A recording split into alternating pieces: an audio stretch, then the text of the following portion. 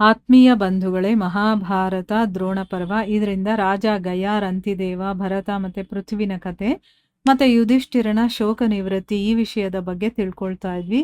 ಹೋದ ಭಾಗದಲ್ಲಿ ನಾವು ಭರತ ಮಹಾರಾಜ ಎಷ್ಟು ಬಲಶಾಲಿ, ಅವನು ಹೇಗೆ ಎಲ್ಲರನ್ನ ನಿಗ್ರಹಣೆ ಮಾಡ್ತಿದ್ದ, ಎಷ್ಟೆಲ್ಲ ಯಾಗ ಯಜ್ಞಗಳನ್ನ ಮಾಡಿದ್ದ, ಅಶ್ವಮೇಧ ಯಾಗಗಳನ್ನ, ರಾಜಸೂಯ ಯಾಗ ಇದನ್ನೆಲ್ಲ ಮಾಡಿ ಎಲ್ಲ ಬ್ರಾಹ್ಮಣರಿಗೂ ಕೂಡ ದಾನ ಧರ್ಮಗಳನ್ನು ಕೊಡ್ತಾ ಇದ್ದ. ಅಂಥ ರಾಜನೂ ಕೂಡ ಸತ್ತೋದ ಅಂದಮೇಲೆ ನೀನು ಯಾಕೆ ಶೋಕಿಸ್ತೀಯ ನಿನ್ನ ಮಗನಿಗೋಸ್ಕರ ಅಂತ ಹೇಳಿದ್ದನ್ನ ತಿಳ್ಕೊಂಡ್ವಿ.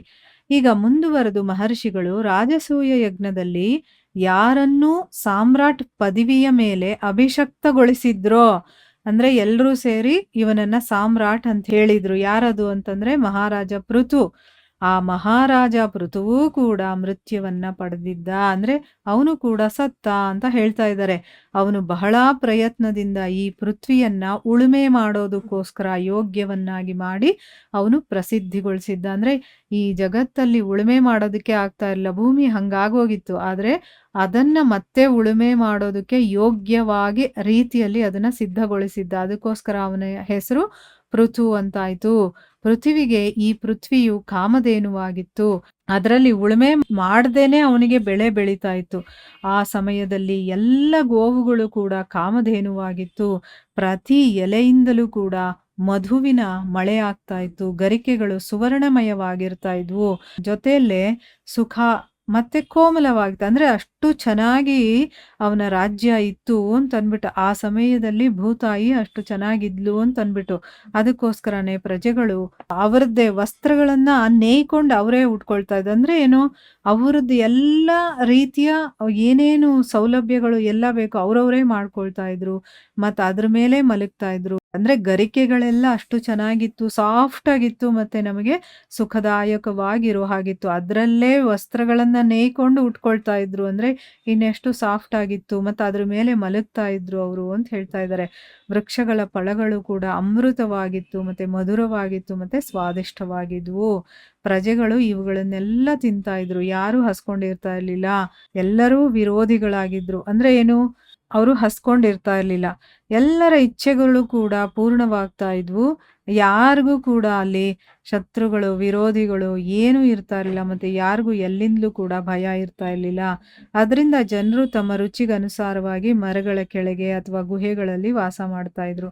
ಆ ಸಮಯದಲ್ಲಿ ರಾಷ್ಟ್ರಗಳ ಮತ್ತೆ ನಗರಗಳ ವಿಭಾಗ ಇರಲಿಲ್ಲ.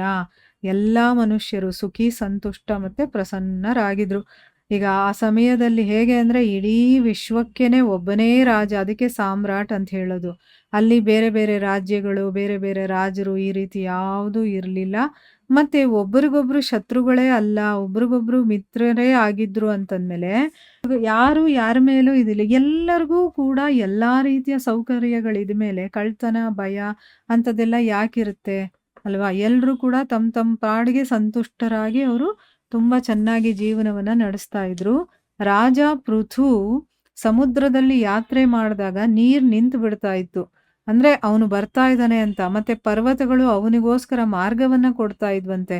ಅವನ ರಥದ ಧ್ವಜ ಯಾವತ್ತೂ ಕಿತ್ತು ಹೋಗಿಲ್ಲ. ಒಮ್ಮೆ ಅವನ ಹತ್ರ ವನಸ್ಪತಿ, ಪರ್ವತ, ದೇವತೆಗಳು, ಹಸುರರು, ಮನುಷ್ಯರು, ಸರ್ಪಗಳು, ಸಪ್ತಋಷಿಗಳು, ಯಕ್ಷರು, ಗಂಧರ್ವರು, ಅಪ್ಸರೆಯರು ಮತ್ತೆ ಪಿತೃಗಳೆಲ್ಲ ಬಂದು ಹೇಳ್ತಾರಂತೆ, ಮಹಾರಾಜ ನೀವೇ ನಮ್ಮ ಸಾಮ್ರಾಟರು, ನೀವೇ ನಮ್ಮನ್ನ ಸಂಕಷ್ಟದಿಂದ ಕಾಪಾಡುವಂಥವರು, ನೀವೇ ನಮ್ಮ ರಾಜ, ರಕ್ಷಕ ಮತ್ತೆ ತಂದೆ. ನೀವು ನಮಗೆ ಅಭಿಷ್ಟ ವರದಾನವನ್ನ ಕೊಡಿ, ಅದರಿಂದ ನಾವು ಅನಂತ ಕಾಲದ ತನಕ ತೃಪ್ತಿ ಮತ್ತೆ ಸುಖದ ಅನುಭವವನ್ನ ಪಡ್ಕೊಳ್ತೀವಿ ಅಂತನ್ಬಿಟ್ಟು ಅವರೆಲ್ಲ ಬಂದು ರಾಜರ ಹತ್ರ ಹೇಳ್ತಾರಂತೆ. ರಾಜ ಕೂಡ ಇದನ್ನ ಕೇಳಿ ಹಾಗೆ ಆಗ್ಲಿ ಅಂತ ಕೇಳ್ತಾನೆ.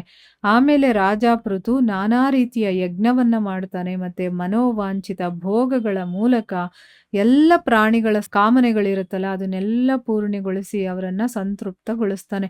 ಅಂದ್ರೆ ಈ ಎಲ್ಲರೂ ಬಂದು ಕೇಳ್ಕೊಳ್ತಾರಲ್ವಾ, ಅವ್ರವ್ರಿಗೆ ಏನೇನು ಆಸೆಗಳಿದೆಯೋ ಅದನ್ನೆಲ್ಲ ತಾನು ಯಜ್ಞವನ್ನ ಮಾಡಿ ಅವ್ರು ಇಷ್ಟಪಟ್ಟಂತ ಭೋಗಗಳನ್ನೆಲ್ಲ ಸಿಗೋ ಹಾಗೆ ಮಾಡ್ತಾನೆ.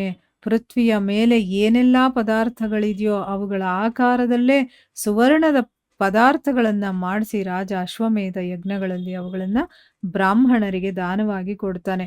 ಈಗ ನಾವು ನೋಡ್ತೀವಿ, ಒಂದು ಮೇಜಿದ್ರೆ ಅದನ್ನ ಚಿನ್ನದಲ್ಲಿ ಮಾಡಿಸೋದು, ಇನ್ನೇನಾದ್ರೂ ಒಂದು ಕಮಂಡಲು ಇದ್ರೆ ಅದನ್ನೂ ಚಿನ್ನದಲ್ಲಿ ಮಾಡಿಸೋದು. ಹೀಗೆ ಏನೇನು ಪದಾರ್ಥಗಳಿದೆಯೋ ಅದನ್ನೆಲ್ಲ ಚಿನ್ನದಲ್ಲಿ ಮಾಡಿಸಿ ಆಮೇಲೆ ಬ್ರಾಹ್ಮಣರಿಗೆ ದಾನವಾಗಿ ಕೊಡ್ತಾನೆ. ಅವನು 66,000 ಚಿನ್ನದ ಆನೆಗಳನ್ನ ಮಾಡಿಸಿ ಬ್ರಾಹ್ಮಣರಿಗೆ ದಾನವಾಗಿ ಕೊಟ್ಟ. ಚಿನ್ನದ ಭೂಮಿಯನ್ನೂ ಮಾಡಿಸ್ತಾ ಅದನ್ನೂ ಮಣಿಗಳಿಂದ ಅಲಂಕಾರ ಮಾಡಿ ದಾನ ಮಾಡ್ತಾನೆ. ಸಂಜಯನೇ, ಅವನು ಕೂಡ ನೀನು ಮತ್ತೆ ನಿನ್ನ ಪುತ್ರನಿಗಿಂತ ಶ್ರೇಷ್ಠನಾಗಿದ್ದ. ಆದ್ರೆ ಅವನೂ ಕೂಡ ಮೃತ್ಯುವಿನಿಂದ ತಪ್ಪಿಸ್ಕೊಳ್ಳೋದಕ್ಕಾಗ್ಲಿಲ್ಲ ಅಂತಂದ್ಮೇಲೆ ನೀನು ನಿನ್ನ ಮಗನಿಗೋಸ್ಕರ ಶೋಕ ಪಡಬಾರ್ದು. ಅಂದ್ರೆ ಬಂದವ್ರು ಎಲ್ರೂ ಒಂದಲ್ಲ ಒಂದು ದಿವಸ ಹೋಗೋದೆ, ಅದಕ್ಕೋಸ್ಕರ ನೀನು ಯಾಕೆ ಶೋಕ ಪಡ್ತೀಯಾ ಅನ್ನೋ ರೀತಿಯಲ್ಲಿ ಅವನಿಗೆ ಬುದ್ಧಿವಾದವನ್ನ ಹೇಳ್ತಾ ಇದ್ದಾರೆ. ಇನ್ನು ಮುಂದುವರೆದು ಏನಾಗುತ್ತೆ ಅಂತ ನಾವು ಮುಂದಿನ ಭಾಗದಲ್ಲಿ ತಿಳ್ಕೊಳ್ಳೋಣ. ಹರೇ ಕೃಷ್ಣ.